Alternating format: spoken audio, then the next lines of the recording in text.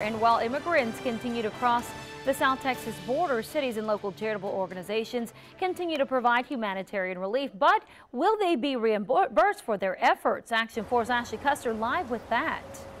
So far, humanitarian relief efforts have cost the Rio Grande Valley $600,000, and that's not even including the money that Catholic Charities invested over at the shelter at Sacred Heart Church. Now, while many of them were hoping to get some sort of monetary reimbursement through federal funds, the state is now saying there just isn't enough of that money to go around. Immigration relief has been ongoing in McAllen for over 380 days. So by the time they hit their bus station, they're in pretty bad shape.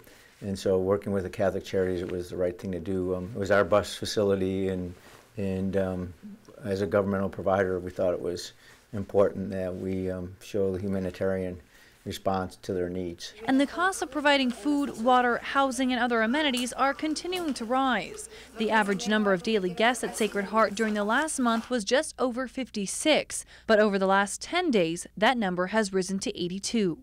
An announcement was made back in April that organizations on the border providing humanitarian aid to undocumented families and unaccompanied children during 2013 to 2014 would be eligible for reimbursement through Federal Emergency Management Agency funds, due to a provision made by the Department of Homeland Security's funding bill. Their federal involvement ended until whenever that court hearing was, and so we kind of felt we were kind of an extension of that, and so that's why we also asked for reimbursement, because we thought, okay, we're kind of doing maybe what the federal government should have done before they released the families.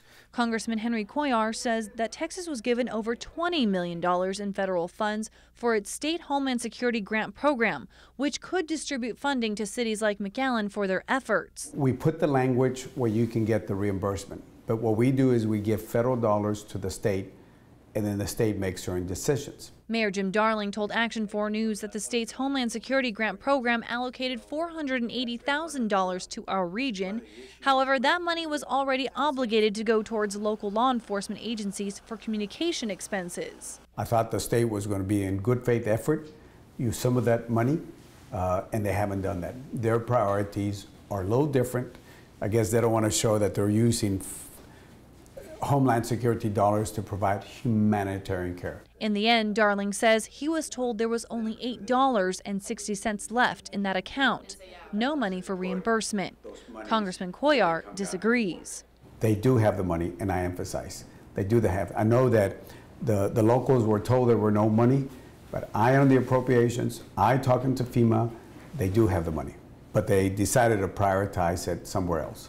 The city says if providing immigration relief becomes too much of a financial burden and there is no opportunity or no hope of getting reimbursed, they will have to reevaluate their involvement. They will continue their humanitarian efforts to the best of their ability with little impact to their municipal operations. For now in McAllen, Ashley Custer, Action 4 News. All right, Ashley.